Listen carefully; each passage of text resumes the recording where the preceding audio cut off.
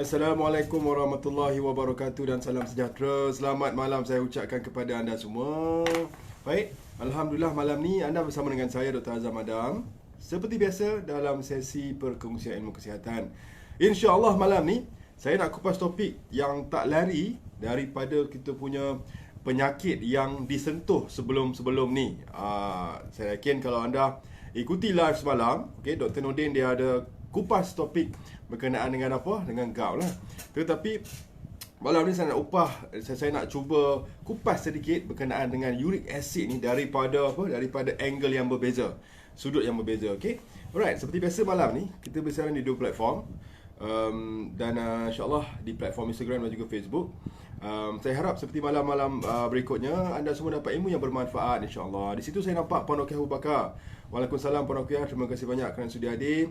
Dan ada lagi kita punya DND followers yang setia, pecinta-pecinta ilmu ini. Puan Rokiah Maznah, Puan Maznah pun ada, Puan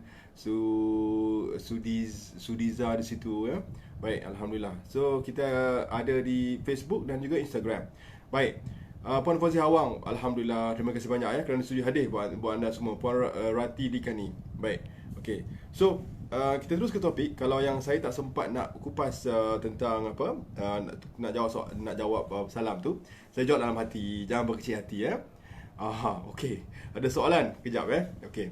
Soalan nanti saya akan jawab. Baik. Kita terus ke topik berkenaan dengan uric acid ya. Now, uric acid ni adalah apa sebenarnya? Bila kita dengar uric acid, terus terlintas di fikiran kita adalah apa dia? Gout. Ya, betul. Tetapi tahukah anda bahawa uric acid ni kalau dia tinggi dalam badan, ianya bukan sahaja dikaitkan dengan gout. Seperti yang kita dah lama tahu. Rupa-rupanya bila uric acid tinggi sebenarnya memberikan petanda bahawa dalam badan kita ada beberapa masalah-masalah lain selain daripada gout. Macam tu So malam ni kita nak kupas sedikit tentang isu uric acid tinggi ni. Okey. Dan memang kefahaman biasanya kalau bila uric acid tinggi, kita perlu turunkan macam mana? Apa penyebab uric acid tinggi? Disebabkan makan apa? Kacang. Kemudian makan seafood, betul? Macam itulah. Tetapi ada kebenarannya walaupun tidak 100%. Malam ni saya akan tambah sedikit ilmu dari sudut yang berbeza tentang uric acid. Baik. Okey. So bila uric acid tinggi ni adalah satu istilah yang kita namakan sebagai hyperuricemia. Uric acid tinggi itu istilah adalah hyperuricemia. Satu keadaan di mana uric acid tu tinggi dalam darah. Okey. Dan bila uric acid tinggi dalam darah secara jangka masa panjang, okey, apa yang berlaku? Uric acid tu akan membentuk apa? Kristal. Kristal tu yang dinamakan sebagai urate crystal. Urate crystal ni, kalau anda semua nak tahu macam mana bentuk dia kan, nanti boleh type di YouTube ke Google ke. Urate crystal ni bentuknya ibarat jarum-jarum halus, ribuan jarum-jarum halus. So anda boleh bayangkanlah betapa sengsara dan deritanya pesakit gout ni. Ibarat dia macam ribuan jarum-jarum halus mencucuk-cucuk sendi-sendi mereka ni. Kalau dalam kes ni biasanya yang terkena apa dia? Ibu jari kaki. Sebab tu kalau orang kena gout ni, kalau dia kena attack tu, kena serangan tu, memang dia total knockout, KO. Kan, memang terpaksa MC lah. Satu hari tu memang ada yang sampai terbaring, tak boleh nak function langsung.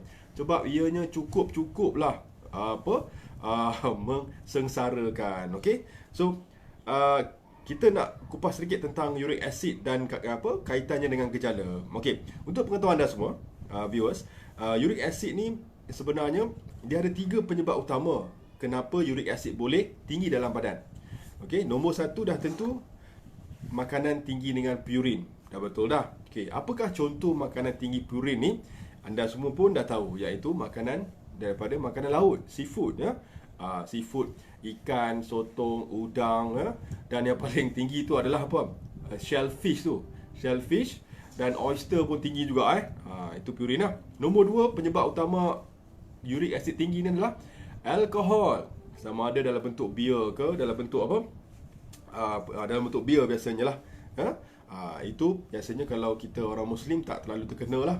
Dan nombor 3 ni ramai orang tak sedar. Penyebab utama nombor 3 uric acid tinggi adalah fructose. Gula dalam bentuk fructose jadi memang sebenarnya walaupun dia nombor 3, penyebab utama gout, orang kena serangan gout ni sebab fructose, gula ni. Okey. So, itu tiga penyebab utama uric acid tinggi dalam badan. Okey. Bila apa yang berlaku dalam badan kita adalah begini.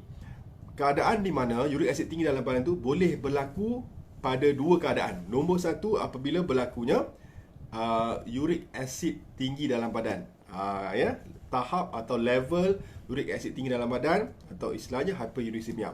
Nombor dua, apabila berlakunya masalah ketidakmampuan badan kita ni nak nak mengeluarkan uric acid ni, untuk meneutralkan, untuk membuang daripada badan kita. Organ yang bertanggungjawab untuk keluarkan, betul ke ayat saya tu? Keluarkan, kena check Dewan Bahasa mengeluarkan uric acid ni adalah organ apa dia? Organ kidney atau organ buah pinggang. Jadi buah pinggang ni sangat penting sebab fungsinya untuk filter uric acid, dan dia filter uric acid, dia hanya ambil yang badan perlukan dan dia keluarkan uric acid yang berlebihan dalam bentuk air kencing, urine. Jadi misalkan seseorang tu ada gout, kena serangan gout dan uric acidnya tinggi, sebenarnya itu adalah indikasi awal bahawa ada masalah pada buah pinggang seseorang tersebut. So kalau uric acid tinggi dah bertahun-tahun, hati-hati, kemungkinan itu adalah tanda atau gejala awal buah pinggang anda dah mula nak bermasalah. Hati-hati dia bukan, jadi uric acid ni bukan dia gout je, dia ada kaitan dengan buah pinggang. Dan bila uric acid tinggi juga, apa yang boleh berlaku adalah banyak benda yang melibatkan metabolisme badan kita. Banyak penyakit-penyakit metabolik seperti kencing manis, darah tinggi. Kemudian yang ditakuti adalah sakit jantung. Semua risiko penyakit-penyakit tersebut meningkat kalau uric acid tak dikawal. Jadi kalau kita bicara tentang uric acid, ianya bukan hanya sekadar sakit sendi saja, tetapi ia ada kaitan dengan penyakit-penyakit kronik yang lain. Dikatakan kalau seseorang itu ada masalah uric acid tinggi, risiko nak kena sakit jantung meningkat 39% ikut satu kajian. So hati-hati, anda kena kawal uric acid ni. Jika tidak, nanti dalam 5-10 tahun anda punya jantung ada risiko untuk bermasalah. Dan juga fatty liver, atau hati berlemak ni. So itu juga meningkat risikonya kalau uric acid tidak dikawal. Apa yang kita takuti tentang fatty liver ni adalah bila hati itu akan mulai rosak dan terbentuknya masalah cirrhosis atau hati yang luka, ada scarring. So bila dia luka, dia akan mengecut, akan menjadi banyak masalah kepada hati tersebut. So kalau kita cerita itu bab uric acid. Now, apakah gejala dan tanda-tanda jika sekiranya seseorang tu ada masalah uric acid tinggi? Nombor satu, tak lain tak bukan, ini gejala umum dia, sakit. Yes, so sakit itulah yang paling menghantui, membelenggu pengidap gout ni. Memang sakit dia luar biasa Kalau anda tanya berapa skor sakit dia, so pain ni dia ada pain score. Kalau anda pergi ke klinik, hospital, mesti pernah doktor akan tanya, daripada 1 sampai 10, berapa skor dia? Berapa skor? Kalau orang yang kena gout ni, kena uric acid tinggi ni, memang dia cakap 8, 9, 10. Sampai adakah menangis pun ada nak menahan sakit tu. Jadi memang sangat-sangat luar biasa. So sakit nombor satu. Kemudian of course di bahagian yang terbentuknya kristal urate tersebut akan berlakunya sakit pada sendi-sendi, dan dia berlakunya kekakuan, berlakunya kemerahan, tanda-tanda kemerahan di bahagian sendi yang terkena. Dan kalau anda pegang sendi yang tinggi dengan uric acid tu, akan juga rasa sedikit panas. So semua kita panggil cardinal signs of inflammation, tanda-tanda keradangan, iaitu dia ada bengkak, dia ada kemerahan, dia ada sakit, kemudian dia ada rasa panas. Semuanya ada pada pesakit gout ni, khususnya pada tempat atau sendi yang terbentuknya kristal tersebut.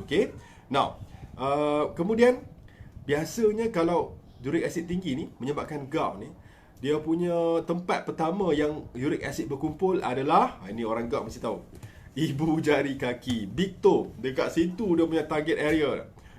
Sebab tu orang yang kena GAP, dia nak berjalan tu memang total out, memang tak boleh berjalan, kena dekat ibu jari kaki tu. Kalau kena tu, yang paling mengesankan adalah dia sudden onset, tiba-tiba je, tanpa sedar, pak, kena. Bila dah kena tu, bayangkan sakitnya sangatlah intense. Kemudian bila dah kena, dia ada 2 fasa. Fasa pertama daripada 1 jam hingga 12 jam kadang-kadang. Okey, sakit tu dia akan sentiasa ada atau hilang timbul. Bayangkan 12 jam menderita sebab sakit tu. Memanglah tak boleh nak buat apa satu hari tu Itu fasa acute kita panggil, sakit. Dan of course tidur pun terganggu. Kemudian ada lagi fasa chronic phase, fasa yang setelah 12 jam. Bak kata orang, fasa untuk pemulihan. Tetapi kalau dia nak pulih pun bukan terus pulih. Dia memerlukan kadang-kadang berhari-hari sampaikan seminggu untuk apa? Untuk gejala tu hilang sepenuhnya. Sebab uric kristal tu dia bukan hilang macam tu je, dia akan secara perlahan-perlahan hilang di sendi. Jadi memanglah mengganggu mereka yang ada sakit GAP ni.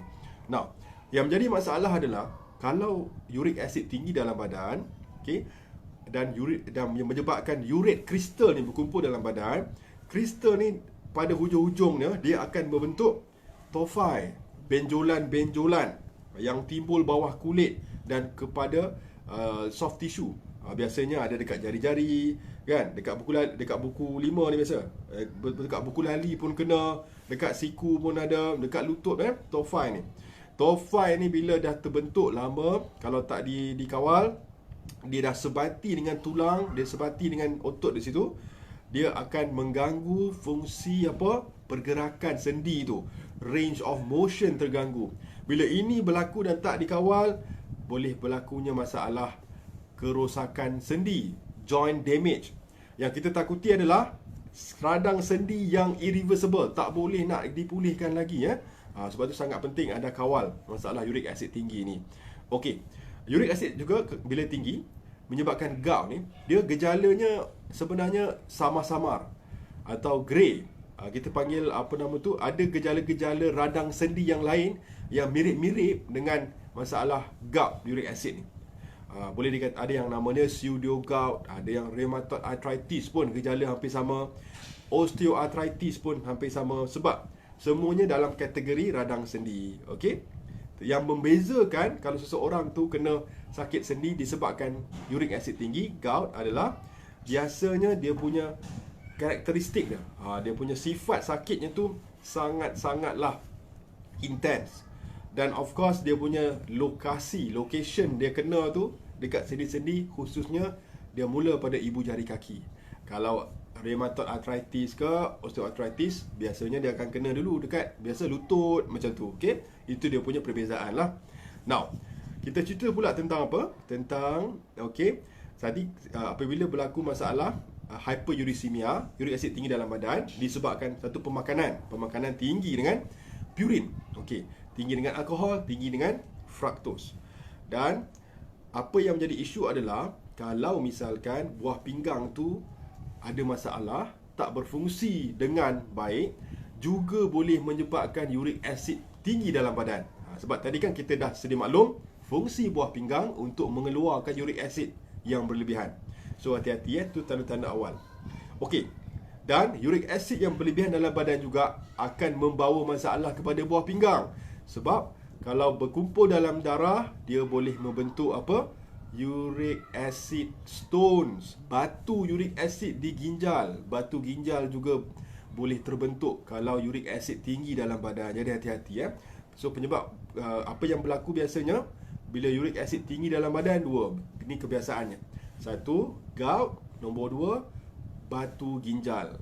Okey, so hati-hati, kita perlu, jadi bermaksud anda kena kawal gejala, kena kawal uric acid dengan baik.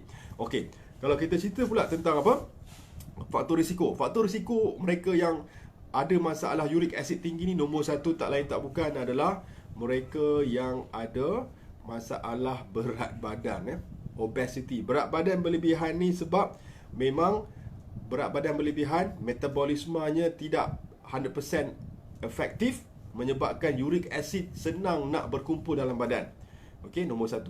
Kemudian berat badan berlebihan juga dia memberikan bebanan dan tekanan yang lebih kepada sendi-sendi ni, khususnya sendi lutut. Bila sendi dah kena pressure yang berlebihan, lebih mudah kristal nak terbentuk kat sendi tersebut.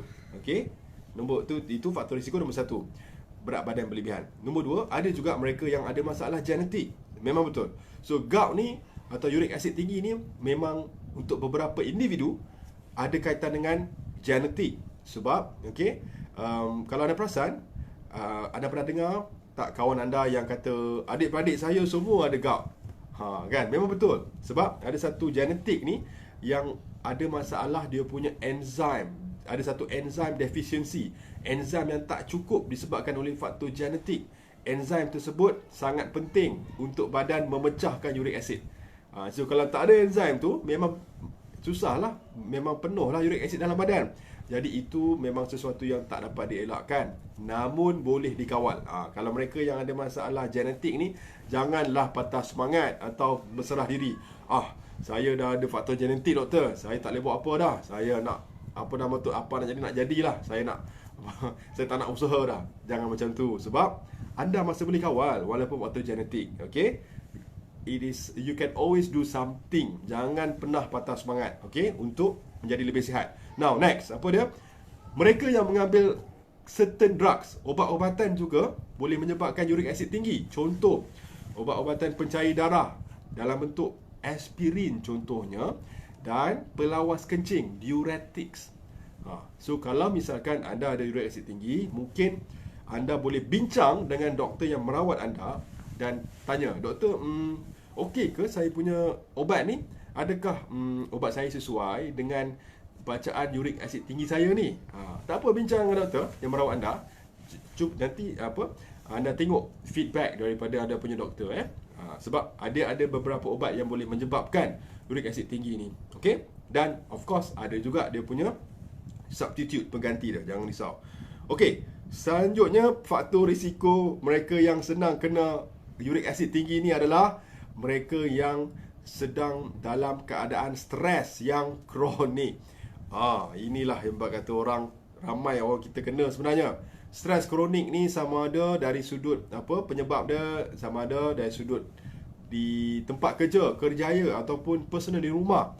Bila kita stres, hormon kortisol naik, inflamasi pun naik, uric acid pun naik. Bayangkan. So nak manage uric acid anda, kalau anda ambil seobat yang sekuat mana pun, secanggih mana pun, suplemen yang import daripada mana-mana pun, kalau tak urus stres dengan baik, payah nak turun uric acid. So sebab itulah, it's very important, sangat penting anda kena manage anda punya stres dengan baik.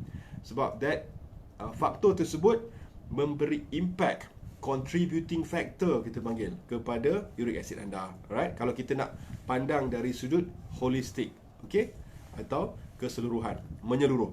Baik, last sekali adalah kemungkinan penyebab uric acid tinggi disebabkan oleh keracunan lead toxicity.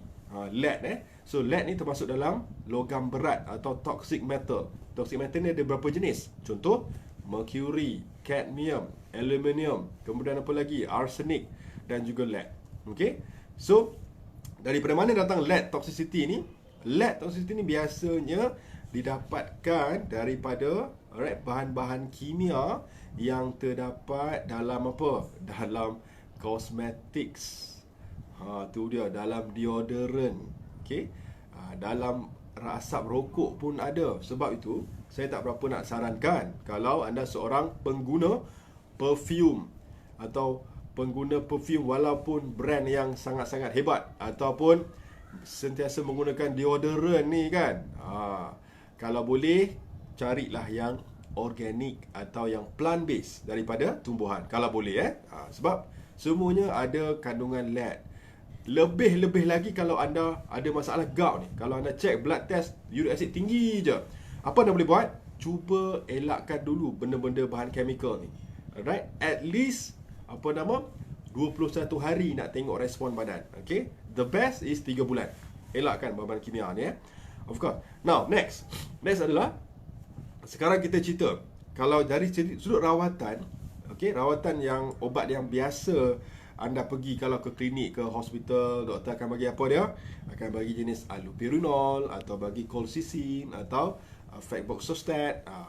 Febuxostat tu 3 ni biasanya, okey, untuk kawal, dan biasanya ianya efektif lah. Okey, tetapi saya nak beritahu anda ada beberapa lagi tambahan yang anda boleh ambil.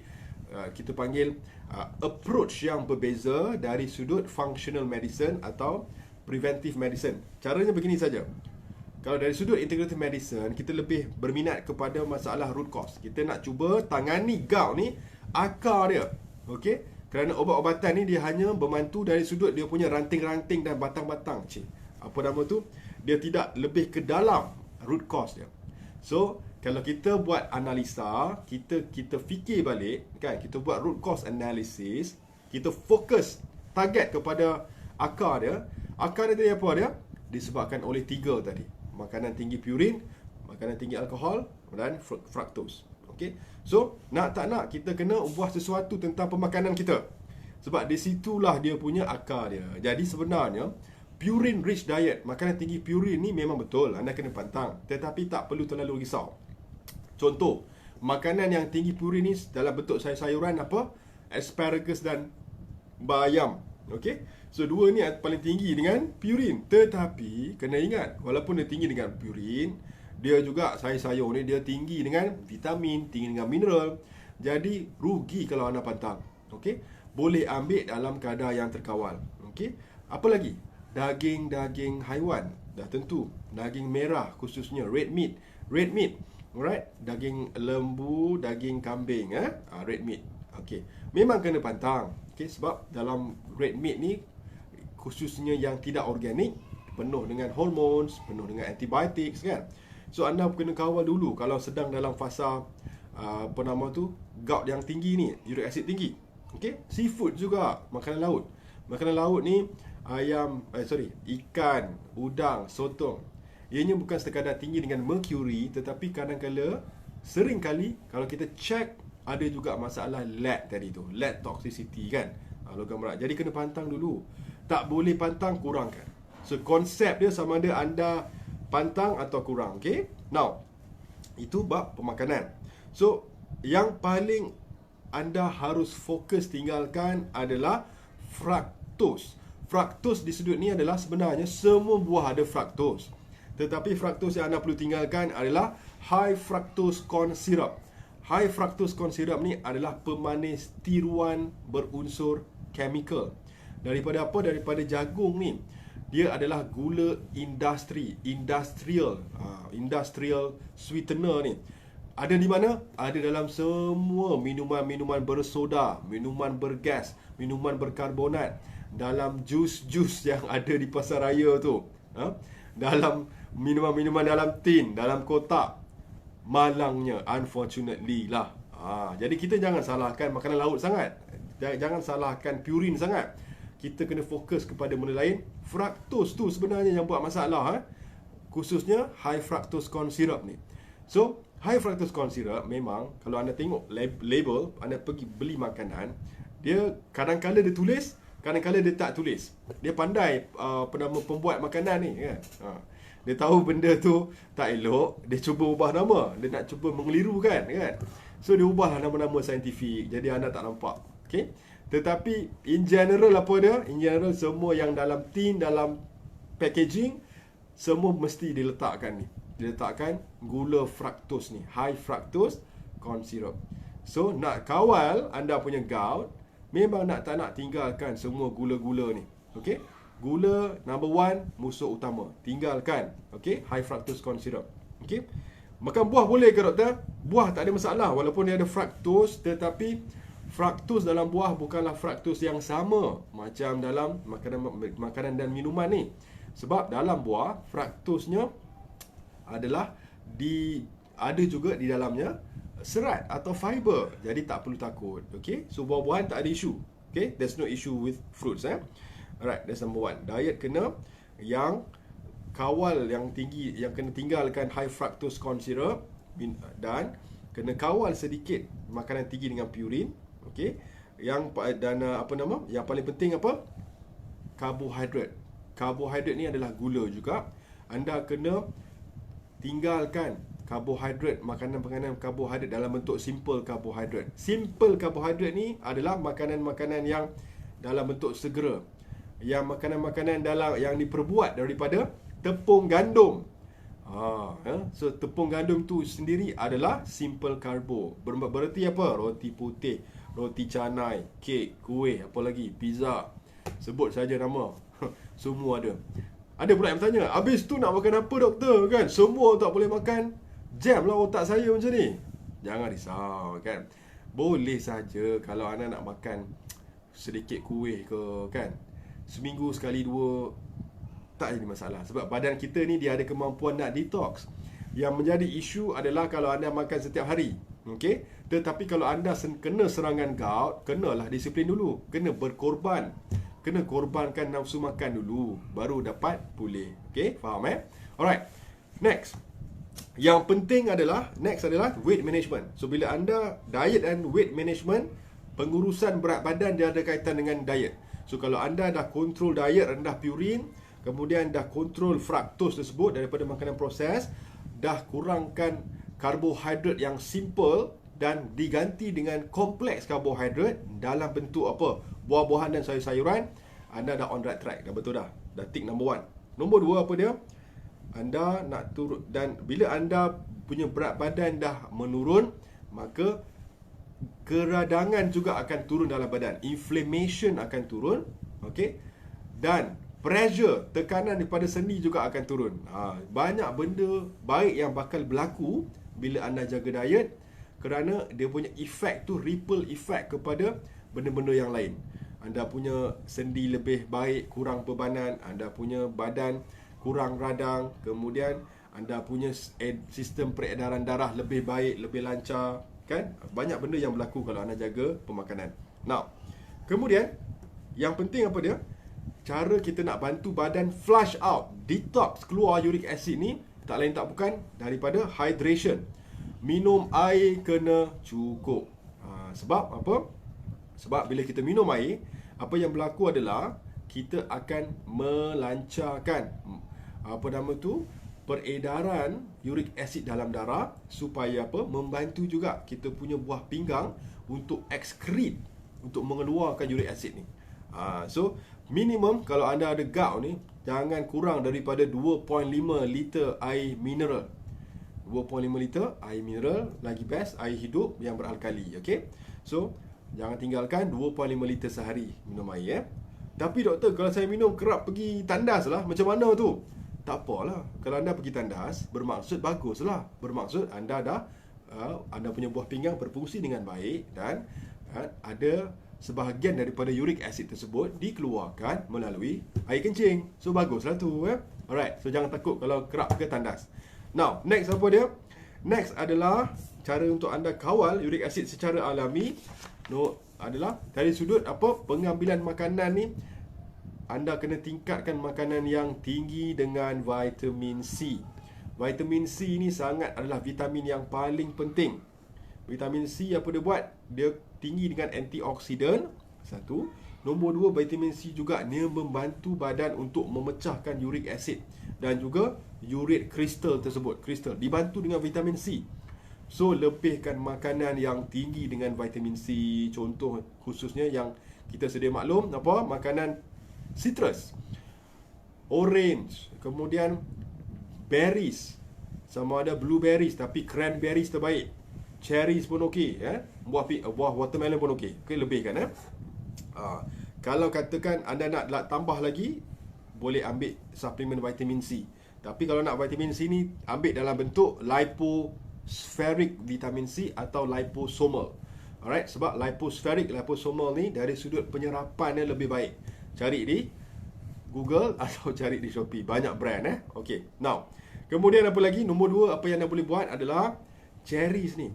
Ada ikut kajian yang dibuat, buah cherries dan cranberries, dua buah ni, ada kajian dibuat boleh membantu mengurangkan uric acid ni. So boleh cari buah cherry dan buah cranberries ni. Okay, cranberries ni kalau ikut kajian yang dilakukan adalah diberi dalam bentuk jus, tak cherry juice So cherry atau cranberry juice boleh membantu, tetapi perlu diingat, perlu kawal paling banyak satu cawan kecil saja dalam 200 ml sehari. Sebab buah yang terbaik kita tak nak dalam bentuk jus. Tapi dalam kes ni, ikut kajian yang study yang dibuat, diberikan cranberry juice dan cherry juice, tak cherry juice nama dia. So boleh cari di farmasi ke di mana, boleh membantu untuk apa? Menurunkan uric acid. Cranberries khususnya dia baik untuk membantu buah pinggang flush uric acid. Alright? Excrete uric acid tu istilah dia. Okey. So itu adalah dari sudut apa? Cherries dan cranberries. Now, next adalah anda memerlukan sumber pre dengan probiotics yang bagus, yang baik. Sebab apa? Pre dengan probiotics ni dia menjamin kesihatan sistem gut atau sistem perut dan usus. Dan isu yang menyebabkan sistemik inflamasi, radang pada seluruh badan, alright, dikaitkan akar dia dengan masalah leaky gut syndrome, masalah kebocoran usus ni. So, nak kawal radang yang ada pada sendi, yang ada gout, kena kawal dulu radang yang secara keseluruhan. Kita panggil systemic inflammation. Caranya, kena jaga kesihatan perut dan usus. Okey? Lebihkan pre dengan probiotics. Sumber prebiotics ada pada apa? Semua buah-buahan yang ada serat.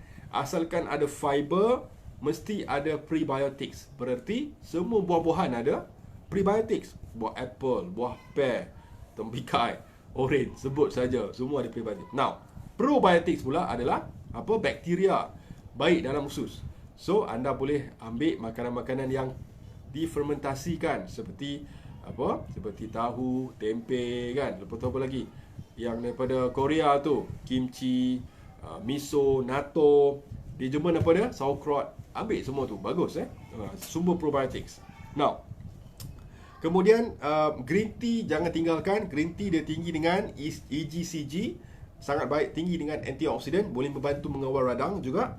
Dan okey, sekarang kita cerita tentang 5 suplemen wajib yang anda boleh cari sendiri dekat farmasi. Adalah 5 suplemen ni sangat efektif kalau anda gabungkan kawal uric acid. Okey, secara alami. Nombor 1 adalah quercetin.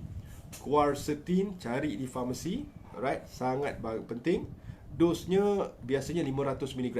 Alright. Kemudian nombor 2, luteolin. Luteolin. Luteolin juga sangat baik. Biasa dosnya dalam 100 mg. Okey, luteolin. Nombor 3, DHA. Biasanya EPA dengan DHA kan. Ni anda boleh cari DHA saja. Okey. Nak paling senang apa nama tu, dalam biasanya minyak ikan lah. Fish oil Fish oil ni cari yang, kalau nak fish oil pun cari yang Celtic Sea Arctic Sea yang tidak ada kontaminasi mercury kalau boleh. Alright, itu nombor 3. Nombor 4 yang wajib vitamin C. Vitamin C cari yang lipospheric atau liposomal punya jenis, 500 to 1000 mg. Terakhir, chlorella. Chlorella ni adalah alga. Alga ni dalam, dia sama adik-beradik dengan apa? Spirulina semua tu. So gabungan 5 ni kalau ikut kajian yang dibuat sangat baik untuk apa? Untuk menurunkan uric acid. Boleh cari sendiri di rumah. Dan dari sudut apa? Yang penting juga, nombor 6, kita nak bantu badan kita flush, detox uric acid ni, ada istilah nama dia methylation. Methylation adalah proses badan kita detox. So, untuk badan kita, untuk berlakunya methylation, detox ni, badan memerlukan folate. So, boleh cari juga methylfolate. Methylfolate di farmasi. Nak bantu badan detox lagi uric acid ni. Okey, 6 tu. Terakhir, kalau misalkan anda kena gout ni kan, antara cara yang boleh anda buat, saya dah pernah sebut sebelum ni, boleh buat apa? Contrast bath. Okey, atau kita panggil hot and cold compression. Anda boleh siapkan 2 baldi, 1 baldi air sejuk, 1 baldi air panas kan. Kemudian apa? Rendam kaki anda yang kena gout tu, mula dengan air panas dahulu selama 4 minit. Rendam dalam tu, kemudian keluarkan, masuk dalam air sejuk 2 minit. Okey, buat selama 5 cycle. 4 minit panas, 2 minit sejuk. 4 minit panas, 2 minit sejuk. buat sebanyak 5 cycle.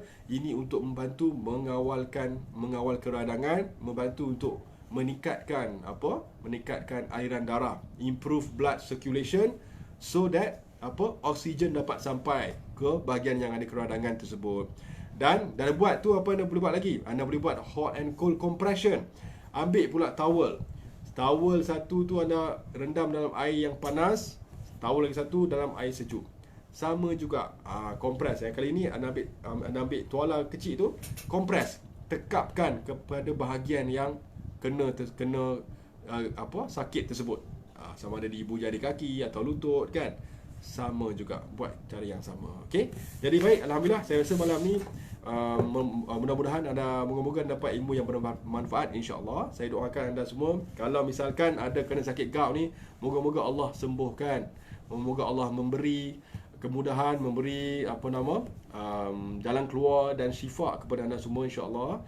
Dan kalau anda rasa ini bermanfaat, boleh tolong share kepada mereka yang ada di luar sana, supaya agar misalkan ianya berkesan, anda juga dapat pahala, insya-Allah. Dan kita nak lupa pada saudara kita yang diuji di Gaza, kita panjatkan doa kita yang paling ikhlas kepada saudara kita yang sedang diuji, sedang dizalimi, sedang bertarung nyawa di Gaza. Moga-moga Allah memberikan mereka kemenangan, memberikan mereka jalan keluar, memberikan mereka kemudahan, ya, insya-Allah. Dan selamat berehat semua. Saya akhiri dengan let go dan feel good. Selamat malam. Assalamualaikum warahmatullahi wabarakatuh.